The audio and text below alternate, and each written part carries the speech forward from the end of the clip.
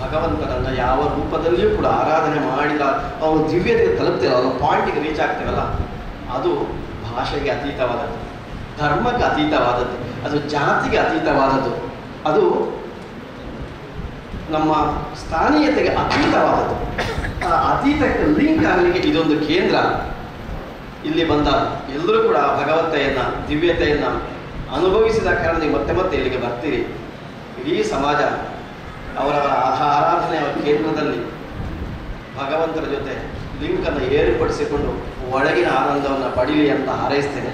ಈ ಒಂದು ಕಾರ್ಯಕ್ರಮ ಒಳ್ಳೆಯ ಕಾರ್ಯಕ್ರಮ, ಆಯೋಜಕರಿಗೆ ಶುಭವಾಗಲಿ, ಎಲ್ಲರಿಗೂ ಒಳ್ಳೆಯದಾಗಲಿ. ನಮಸ್ಕಾರ.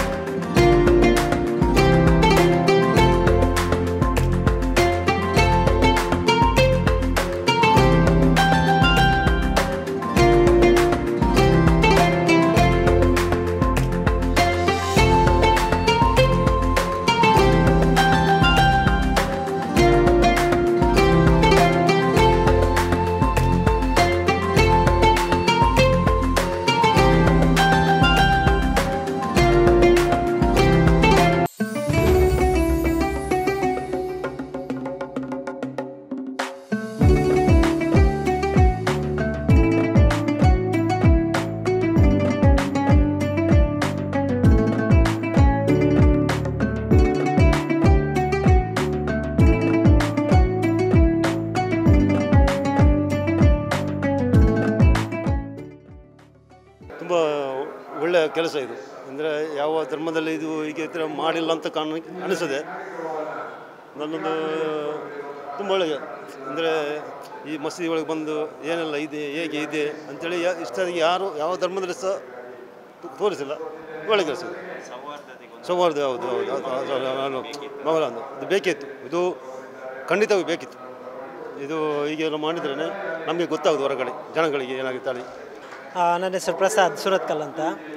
ಇದು ಈ ಮಸೀದಿಗೆ ಬರೋದು ನಾನು ಆ್ಯಕ್ಚುಲಿ ಫಸ್ಟ್ ಟೈಮ್ ಬಂದು ಇವ್ರದ್ದು ಕ್ರಮ ಇದೆಲ್ಲ ನೋಡಿ ಎಲ್ಲ ತುಂಬ ಖುಷಿ ಆಯಿತು. ಸುಮಾರು ಜನ ಇವರು ಹೇಳಿದಾಗೆ ಮುಸ್ಲಿಮರ ಬಗ್ಗೆ ಸ್ವಲ್ಪ ಅಭಿಪ್ರಾಯ ಎಲ್ಲ ಅಷ್ಟೊಂದು ಒಳ್ಳೆ ರೀತಿಯಲ್ಲಿ ಇಟ್ಕೊಡೋದಿಲ್ಲ.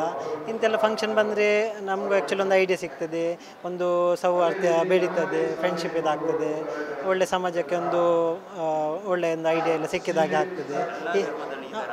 ಎಲ್ಲ ಧರ್ಮದಲ್ಲಿ ಈ ಥರ ಎಲ್ಲ ಆಗಬೇಕು. ನಾವು ಟೆಂಪಲ್ಸ್ ಚರ್ಚಸ್ ಎಲ್ಲ ಹೋಗ್ತೇವೆ, ಆದರೂ ಮಸೀದಿ ಎಲ್ಲ ಬರೋದು ತುಂಬ ಅಪರೂಪ.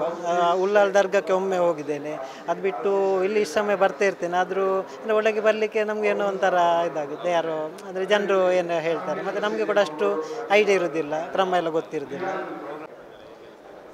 ಒಳ್ಳೆ ಫಂಕ್ಷನ್, ಚಂದ ಫಂಕ್ಷನ್. ಇದು ಎಲ್ಲ ಕಡೆಯಿಂದ ಆಗಬೇಕು, ಎಲ್ಲ ಕಡೆಯಿಂದ ಆಗಬೇಕು, ಒಂದೇ ಇದರಲ್ಲಿ ಅಲ್ಲ, ಜನರಿಗೆ ಅರ್ಥ ಆಗಬೇಕು.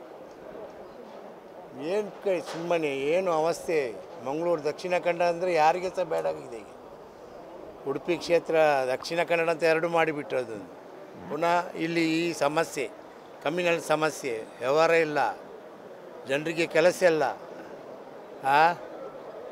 ಅದಕ್ಕೆ ರೀತಿ ಒಳ್ಳೊಳ್ಳೆ ಎಜುಕೇಷನು ಉಂಟು, ಆದರೆ ಅದಕ್ಕೆ ತಕ್ಕ ವ್ಯವಸ್ಥೆ ಇಲ್ಲ ಇಲ್ಲಿ. ಇಷ್ಟು ಒಂದು ನಮ್ಮ ಮಂಗಳೂರಂತೆ ಬುದ್ಧಿವಂತರಂತ ಹೇಳ್ತಾರೆ.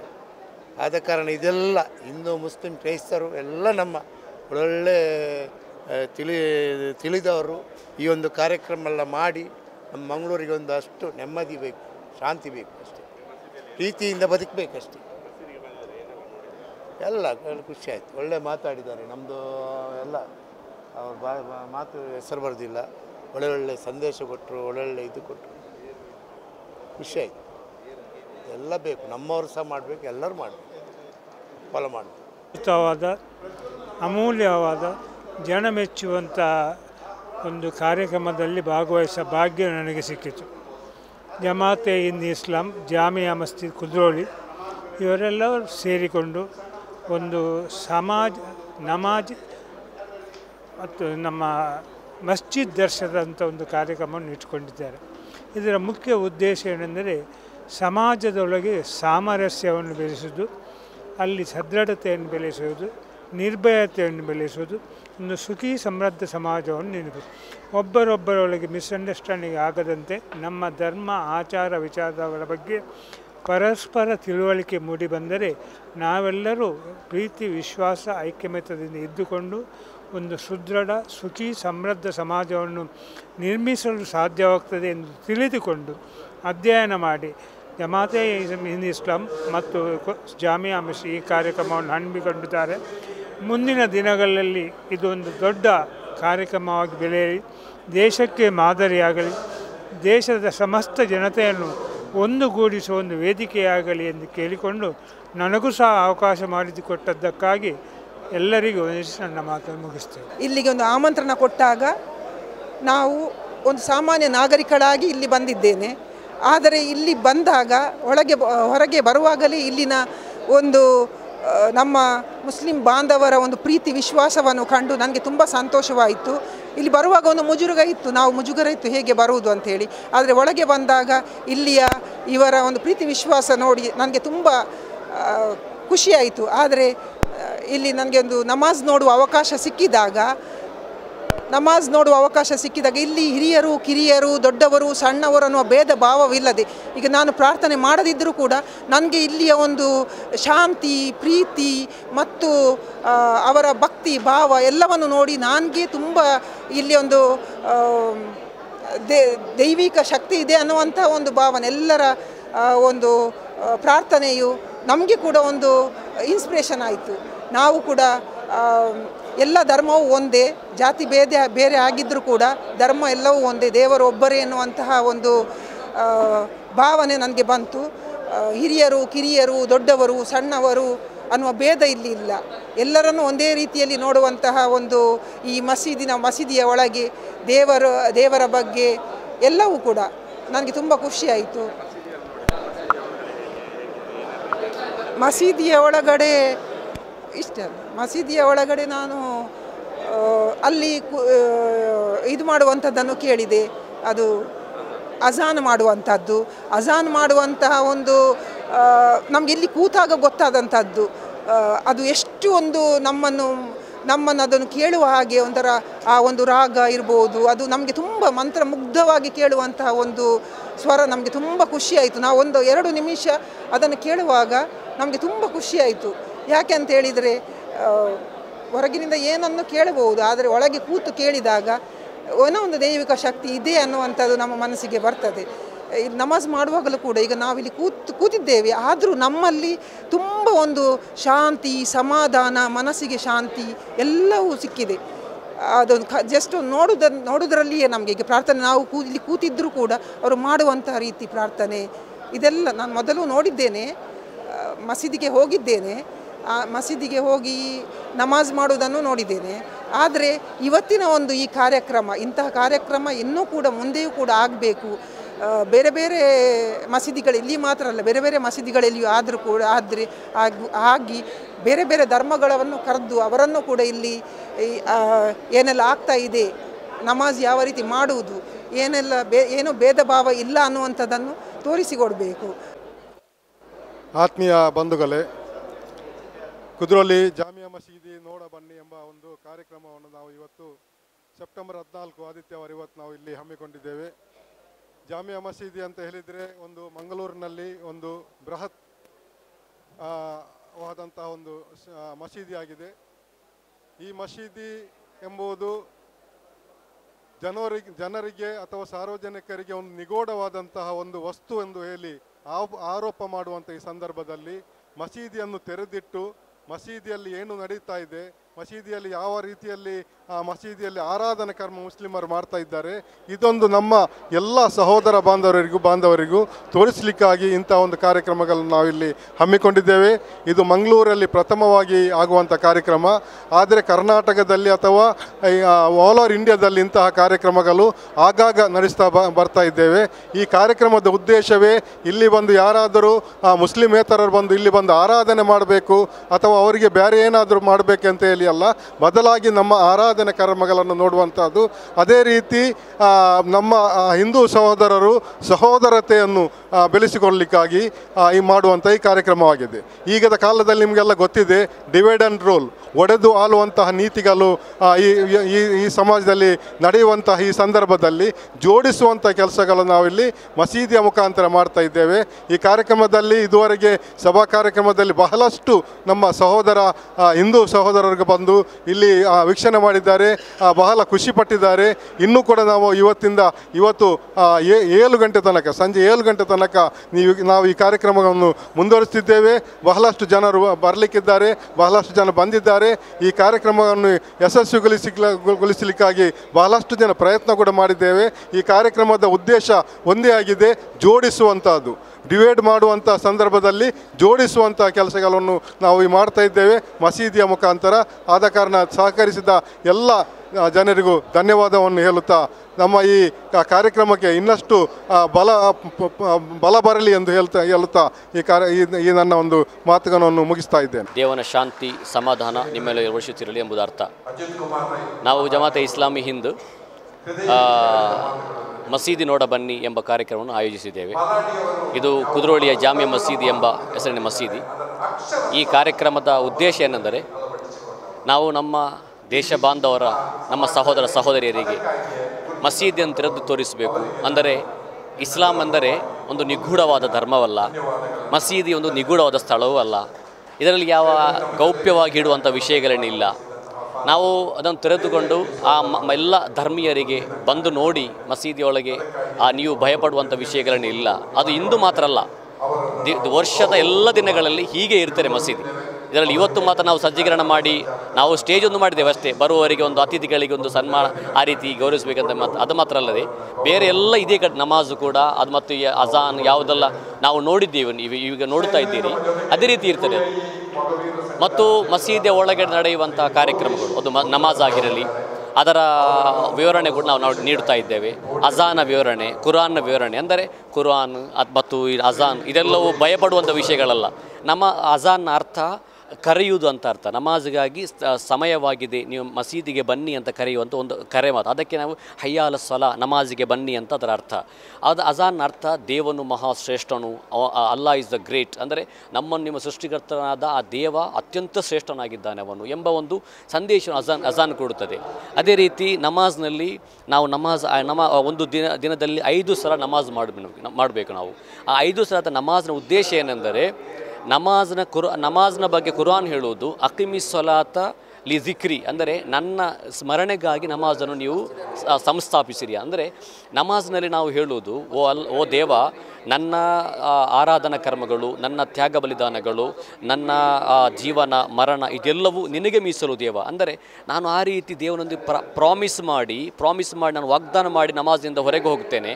ನಮಾಜ್ ಹೊರಗೆ ಹೋದ ನಂತರ ಅಲ್ಲಿ ನಾನು ನನ್ನ ಜೀವನದ ಜಂಜಾಟಗಳಲ್ಲಿ ಮುಳುಗಿದ ನಂತರ ದೇವನನ್ನು ಮರೆತು ಬಿಡುವಂತಹ ಸಹವಾಸ ನನ್ನಲ್ಲಿ ಇರಬಾರ್ದು. ದೇವನ ಆದೇಶವು ಸದಾ ನನ್ನಲ್ಲಿ ನೆನಪಿರಬೇಕು ಎಂಬ ಉದ್ದೇಶದಿಂದಾಗಿ ದಿನದ 5 ಬಾರಿ ನಮಗೆ ನಮಾಜನ್ನು ಕಡ್ಡಾಯಗೊಳಿಸಲಾಗಿದೆ. ಇಲ್ಲಿ ಮಸೀದಿಗಳಿಗೆ ಎಲ್ಲರಿಗೂ ಪ್ರವೇಶ ಉಂಟು, ಮಕ್ಕಳಿಗೆ, ಮಹಿಳೆಯರಿಗೆ, ಎಲ್ಲರಿಗೂ. ಮಹಿಳೆಯರಿಗೆ ಕಡ್ಡಾಯ ಇಲ್ಲ, ಅಂದರೆ ಅವರಿಗೂ ಕೆಲವೊಂದು ರಿಯಾಯಿತಿಗೆ ಇಸ್ಲಾಂ ಕೊಟ್ಟಿದೆ. ಅಂದರೆ ಅವರು ಮನೆಯಲ್ಲಿ ತುಂಬ ಕೆಲಸದಲ್ಲಿರ್ತಾರೆ, ಮಕ್ಕಳನ್ನು ನೋಡುವ ಅವರಿಗೆ ಹಕ್ಕಿದೆ. ಆ ರೀತಿಯೆಲ್ಲ ಒಂದು ತುಂಬ ಬ್ಯುಸಿಯಾಗಿರೋ ಕಾರಣಕ್ಕಾಗಿ ಅವರಿಗೆ ಕಡ್ಡಾಯ ಮಾಡಲಿಲ್ಲ. ಪುರುಷರಿಗೆ ಕಡ್ಡಾಯ ಮಾಡಿದೆ. ಅದರಲ್ಲಿ ಫ್ರೈಡೆ ನಮಾಜ್ ಅಂತ ಉಂಟು. ಫ್ರೈಡೆ ನಮಾಜ್ ಶುಕ್ರವಾರದ ನಮಾಜ್. ಆ ಶುಕ್ರವಾರದ ನಮಾಜ್ ಅಂದರೆ ಎಲ್ಲರೂ ಅಲ್ಲಿ ಇಮಾಮ್ ಖತೀಬ್ ಅಂತ ಹೇಳ್ತೇವೆ, ಅವರು ಮಿಂಬರ್ ಅಥವಾ ಮಿಹ್ರಾಬ್ನ ಒಂದು ಎತ್ತರ ಸ್ಥಳ ನಿಲ್ತಾರೆ ಅವರು. ಅದರರ್ಥ ಅಲ್ಲಿಯ ಖತೀಬರು ಅತ್ಯಂತ ಶ್ರೇಷ್ಠರು ಎಂಬ ಕಾರಣಕ್ಕಾಗಿ ಅಲ್ಲ. ಅಲ್ಲಿ ಜನಸಂದಣಿ ತುಂಬ ಇರ್ತದೆ, ಅಲ್ಲಿ ಕೆಳಗೆ ನಿಂತರೆ ಅವರು ಎಲ್ಲರಿಗೂ ಕಾಣುವುದಿಲ್ಲ. ಅದಕ್ಕಾಗಿ ಒಂದು ಎತ್ತರದ ಸ್ಥಳದಲ್ಲಿ ಮಿಹ್ರಾಬ್ ಅಥವಾ ಈ ಮಿಂಬರ್ನ ಮೇಲೆ ನಿಂತುಕೊಂಡು ಅವರು ಪ್ರವಚನ ನೀಡ್ತಾರೆ. ಆ ಪ್ರವಚನ ಅವರದೇ ಭಾಷೆಯಲ್ಲಿ ಇರ್ತದೆ ಮತ್ತು ಅಲ್ಲಿ ಸೇರದ ಜನಸಂದಣಿಗೆಯೊಂದಿಗೆ ಉಪದೇಶಗಳನ್ನು, ಒಳ್ಳೆಯ ಕಾರ್ಯಗಳನ್ನು ಅವರು ಮಾತಾಡ್ತಾರೆ. ಅದು ಯಾರಿಗೂ ಒಂದು ಆಲಿಸ್ಬೋದು. ಈ ರೀತಿ ಎಲ್ಲವೂ ಇಸ್ಲಾಮಿನಲ್ಲಿ ಎಲ್ಲವೂ ತೆರೆದ ಪುಸ್ತಕದಂತೆ ಇಸ್ಲಾಂ ಇದೆ. ಅದಕ್ಕಾಗಿ ನೀವು ಇಲ್ಲಿಯ ಇಸ್ಲಾಮಿನ ಬಗ್ಗೆ ಉಂಟಾಗುವ ಅಪಪ್ರಚಾರಗಳಿಗೆ ನೀವು ಬಲಿಯಾಗಬಾರದು ಎಂಬ ಕಾರಣಕ್ಕಾಗಿ ಈ ಕಾರ್ಯಕ್ರಮ ಹಮ್ಮಿಕೊಳ್ಳಲಾಗಿದೆ. ಎಲ್ರಿಗೂ ನಮಸ್ಕಾರ. ನನ್ನ ಗೆಳತಿಯರು ಕರೆದ ಹಾಗೆ, ವಿಶೇಷವಾಗಿ ನನ್ನ ಗೆಳತಿ ಶಹನಾಜ್, ಬಹಳ ವರ್ಷದಿಂದ ಆತ್ಮೀಯ ಗೆಳತಿಯರು. ನಾವು ಒಬ್ಬರಿಗೊಬ್ಬರು ನಾವೆಲ್ಲವ ವಿಷಯಗಳನ್ನು ಹಂಚಿಕೊಳ್ತಾ ಇರ್ತೇವೆ, ಫೋನ್ನಲ್ಲೇ ಆಗಲಿ ಮೆಸೇಜಲ್ಲಾಗಲಿ. ಹಾಗೆ ಅವರು ಕರೆದಿದ್ದಾರೆ, ನೀವು ಬರಲೇಬೇಕು ಸುಕಲಾಕ್ಷಿ ಅಂತ. ಹಾಗೆ ನಾನು ಬಂದಿದ್ದೀನಿ ಇವತ್ತು ಜಾಮಿಯಾ ಮಸೀದಿಗೆ. ನನಗೆ ಬಹಳ ಖುಷಿಯಾಯಿತು ಬಂದು.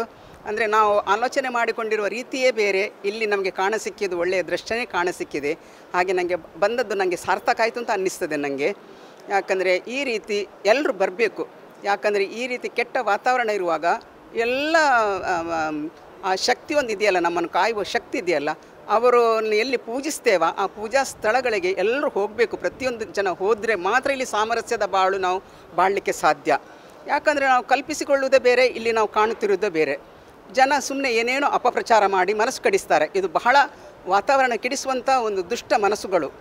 ಅದು ಹೋಗಬೇಕಾದ್ರೆ ಇಂಥದ್ದೆಲ್ಲ ಈ ಕಾರ್ಯಕ್ರಮವನ್ನು ಇಟ್ಟುಕೊಂಡು ನಾವು ಮಾಡಿದರೆ ಖಂಡಿತವಾಗಿ ನಿಧಾನವಾಗಿ, ಯಾವುದು ಕೂಡ ಬೇಗನೆ ಯಾವುದು ಆಗೋದಿಲ್ಲ. ಯಾಕಂದರೆ ಕೆಲವರ ಮನಸ್ಸಿನಲ್ಲಿ ಅಚ್ಚೊತ್ತಿ ಬಿಟ್ಟಿದೆ, ಆ ರೀತಿ ಒಂದು ಬ್ರೈನ್ ವಾಶ್ ಮಾಡುವ ಜನ ಕೂಡ ಇರ್ತಾರೆ. ಅಂಥದ್ದು ಹೋಗಬೇಕಾದ್ರೆ ಇಂಥದ್ದನ್ನು ಕಾರ್ಯಕ್ರಮ ಮಾಡಿದರೆ ಜನರು ಮನಸ್ಸೆಲ್ಲ ಸೌಹಾರ್ದದಿಂದ ಬದುಕಲಿಕ್ಕೆ ಸಾಧ್ಯ ಅಂತ ಹೇಳಲಿಕ್ಕೆ ನಾನು ಇಚ್ಛೆ ಪಡ್ತೀನಿ. ಫಸ್ಟ್ ಟೈಮ್ ಬಂದಿರೋದು, ಬಟ್ ಇದನ್ನ ಒಳಗಡೆ ಹೇಗಿದೆ ಏನು ಇರೋ ವ್ಯವಸ್ಥೆ ಅನ್ನೋದನ್ನ ಜಸ್ಟ್ ಮಾಧ್ಯಮಗಳ ಮೂಲಕ ಮಾತ್ರ ತಿಳ್ಕೊಳ್ತಿದ್ವಿ. ಬಟ್ ಇಲ್ಲಿ ಬಂದು ನೋಡಿದಾಗ ಆ್ಯಕ್ಚುಲಿ ಏನಿದೆ, ಏನು ಪ್ರೀಚಿಂಗ್ಸ್ ಅಂದರೆ ಇವರು ಸಂದೇಶಗಳೇನು ಎಲ್ಲ ಸೇಮ್. ನಮ್ಮ ಧರ್ಮದಲ್ಲಿ ಹೇಗೆ ಸಂದೇಶ ಒಳ್ಳೆಯದಕ್ಕೆ, ಮನುಷ್ಯರಿಗೆ ಒಳ್ಳೇದು ಮಾಡಬೇಕು, ಅಕ್ಕಪಕ್ಕದವ್ರ ಜೊತೆ ಚೆನ್ನಾಗಿರಬೇಕು, ಒಳ್ಳೆ ಬಾಂಧವ್ಯ ರೂಪಿಸ್ಬೇಕು ಅಂತ ಏನು ನಮ್ಮ ಧರ್ಮದಲ್ಲಿ ಇದೆ, ಅದೇ ಸೇಮ್ ಇಲ್ಲೂ ಸಹ. ಇಲ್ಲಿ ಬೇರೆ ನಮ್ಮ ಈ ಸೋಷಿಯಲ್ ಮೀಡಿಯಾ ಅಲ್ಲಿ ಇಲ್ಲಿ ಇಲ್ಲದ ಸಲ್ಲದನ್ನ ಹೇಗೆ ಜನ ಎತ್ತಿ ಹಿಡಿತಾರೋ ಆ ರೀತಿ ಇಲ್ಲ. ಅದು ಜನರಿಗೆ ಇದನ್ನ ಎಲ್ಲರಿಗೂ ಇದು ಗೊತ್ತಾಗಬೇಕು. ಮೀನ್ಸ್ ಅವರು ನಮ್ಮ ರೀತಿ ಮುಸ್ಲಿಮ್ಸ್ ಆಗಲಿ ಅಥವಾ ಕ್ರಿಶ್ಚಿಯನ್ಸ್ ಆಗಲಿ ಯಾರೇ ಆಗಲಿ, ನಾವೆಲ್ಲ ಒಂದು ನಮ್ಮ ದೇಶ ಗಟ್ಟಿಯಾಗಬೇಕು ಅಂತ ಅಂದರೆ ನಾವು ಎಲ್ಲ ಒಗ್ಗಟ್ಟಿನಲ್ಲಿರಬೇಕು. ಸುಮ್ಮನೆ ಇವರ ಸೋಷಿಯಲ್ ಮೀಡಿಯಾದಲ್ಲಿ ಬರುವಂಥ ಕೆಲವು ಮಾತುಗಳನ್ನ ನಂಬಿ ನಮ್ಮ ಒಂದು ಒಳ್ಳೆ ಫ್ರೆಂಡ್ಶಿಪ್ ಏನಿದೆಯೋ ಅದನ್ನ ನಾವು ಹಾಳು ಮಾಡ್ಕೋಬಾರ್ದು. ಒಳ್ಳೆ ಅನುಭವ ನನಗೆ ಇಲ್ಲಿ ಒಳಗೆ ಬಂದು. ಇವರಲ್ಲಿ ಪೂಜೆ ಮಾಡುವಂಥ ಜಾಗ, ಇವರು ಹೇಗೆ ಪೂಜೆ ಮಾಡ್ತಾರೆ, ನಂತರ ಎಷ್ಟು ಅಂದರೆ ಇವ್ರದ್ದು ಪೂಜೆ ಮಾಡುವ ಎಂಥ ಕ್ರಮ ಅದರ ಬಗ್ಗೆ ವಿವರಿಸಿದ್ರು. ಒಂದು ಹೊಸ ಅನುಭವ, ನನಗೆ ಖುಷಿ ಆಯಿತು.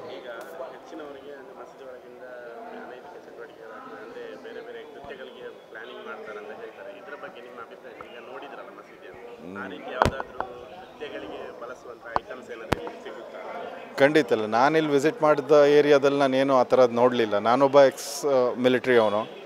ಸೊ ನನಗೆ ಆ ಥರ ಏನು ಡೌಟ್ಫುಲ್ಲಾಗಿ ಅಥವಾ ಆ ರೀತಿ ಅಂತ ಕಾಣಲಿಲ್ಲ. ಇದು ಕೆಲ ಜನ ತಮ್ಮ ಇದಕ್ಕೋಸ್ಕರ ಮಾಡ್ತಾರೆ, ತಮ್ಮ ಏನು ಹೇಳ್ಬೋದು, ಅವ್ರದ್ದು ಅದೇ ರೋಜಿ ರೋಟಿ. नफ़रत फैलाना और मतलब अपने बीच में मतलब कुछ भी हो अलग करना अपना, उनका वो रहता है. हम कुछ मतलब उनकी बातों में नहीं आना चाहिए हम लोगों को. ಏನೇ ಇದ್ರೂ ನಾವು ನಮ್ದು ಏನು ನಡೀತಾ ಇದೆ, ನಮ್ಮ ಅಕ್ಕಪಕ್ಕದವ್ರನ್ನ ನಾನು ಇದುವರೆಗೆ ಈಗ ನಂದು 47 ಏಜ್, ಯಾವ ಅಬ್ದುಲ್ಲಾಗಲಿ ಯಾವ ರೆಹಮಾನ್ ಆಗಲಿ ಬಂದು ನನಗೆ ಹೊಡಿಲಿಲ್ಲ ಅಥವಾ ನಾನು ಹೋಗಿ ಅವನಿಗೆ ಹೊಡಿಲಿಲ್ಲ. ನಾವೆಲ್ಲ ಖುಷಿಯಾಗೇ ಇದ್ದೀವಿ. ಬಟ್ ಯಾರು ಹೊಡಿತಾ ಇದ್ದಾರೆ, ಯಾರು ಹೊಡೆಸ್ಕೊಳ್ತಾ ಇದ್ದಾರೆ ಅನ್ನೋದನ್ನ ಜನ ಯೋಚನೆ ಮಾಡಬೇಕು. ಏನಕ್ಕೆ ಒದೆ ತಿಂತಾ ಇದ್ದಾರೆ ಅನ್ನೋದು ಜನ ಯೋಚನೆ ಮಾಡಬೇಕು. ಸುಮ್ಮನೆ ಅವ್ರು ಬಂದು ಹೊಡೆದ್ರು ಇವ್ರು ಬಂದು ಹೊಡೆದ್ರು ಅಂತ ಸೇರಿಕೊಂಡು ದಂಗೆ ಏಳಿಸೋದು ಇದು ತಪ್ಪು.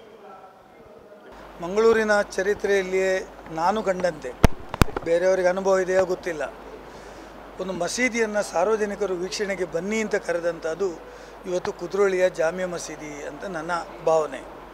ಇಲ್ಲಿ ಬಂದ ಮೇಲೆ ಕೂಡ ನನ್ನ ಅನುಭವ ಕೂಡ ಅದೇ. ಮಸೀದಿಯ ಒಂದು ಸಾರ್ವಜನಿಕ ದರ್ಶನಕ್ಕಾಗಿ ಇಟ್ಟು ಎಲ್ಲರೂ ಮಸೀದಿಯ ಅನುಭವ ಪಡೆಯಬೇಕು, ಅಲ್ಲಿ ಯಾವ ರೀತಿ ಚಟುವಟಿಕೆಗಳು, ಧಾರ್ಮಿಕ ಪ್ರವಚನಗಳು ನಡೆಯುತ್ತವೆ, ಇದರ ಬಗ್ಗೆ ಎಲ್ಲರೂ ಮಾಹಿತಿ ಇಡಬೇಕು ಅಂತ ಹೇಳುವಂಥ ಕಾರ್ಯಕ್ರಮ ಮಾಡಿರುವುದು ಈ ಒಂದು ಜಮಾತಿನ ಒಂದು ಪ್ರಥಮ ಕಾರ್ಯಕ್ರಮ. ನಾನು ಅವರಿಗೆ ಶುಭ ಕೋರ್ತೇನೆ, ಶುಭಾಶಯವನ್ನು ಅರ್ಪಣೆ ಮಾಡ್ತೇನೆ. ಇಂಥ ಒಂದು ಸಂಸ್ಕೃತಿ ನಮ್ಮಲ್ಲಿ ಬೆಳೆಯಬೇಕು.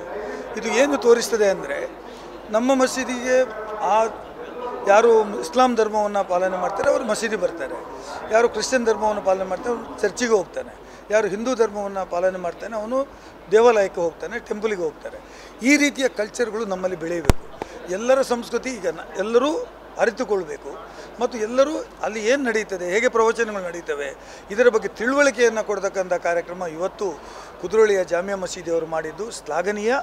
ಮತ್ತು ಇದು ಪ್ರಥಮ ಬಾರಿ. ಮತ್ತು ಈ ಬಿಲ್ಡಿಂಗು ಅತ್ಯಂತ ಸುಂದರವಾದ, ಇದು ಬಿಲ್ಡಿಂಗನ್ನು 100 ವರ್ಷದ ಚರಿತ್ರೆ ಇದ್ದರೂ ಕೂಡ ಇದನ್ನು ರಿನೋವೇಟ್ ಮಾಡಿದಾಗ ನಾನು ಒಬ್ಬ ಅತಿಥಿಯಾಗಿ 2013ರಲ್ಲಿ ಇಲ್ಲಿ ಬಂದಿದ್ದೆ. ಅದರ ನಂತರ ಇವತ್ತು ಇಲ್ಲಿ ಬಂದು ನೋಡುವಂಥದ್ದು ಒಂದು ನನ್ನ ಸೌಭಾಗ್ಯ ಅಂತ ನಾನು ಭಾವಿಸಿಕೊಂಡಿದ್ದೇನೆ. ಒಬ್ಬ ಶಾಸಕನಾಗಿ, ರಾಜ್ಯ ಸರ್ಕಾರದ ಚುನಾಯಿತ ರಾಜ್ಯ ಸರ್ಕಾರದ ಆಡಳಿತ ಮಂಡಳಿ ಸದಸ್ಯನಾಗಿ ನಾನು ಸರ್ಕಾರದ ಪರವಾಗಿ ಶುಭವನ್ನು ಕೋರ್ತೇನೆ. ಒಳ್ಳೆಯ ಕೆಲಸಗಳು, ಎಲ್ಲರ ಸಂಘಟಿಸುವ ಕೆಲಸ ಮಾಡಿದ್ದಕ್ಕೆ ನನ್ನ ಅಭಿನಂದನೆಗಳು.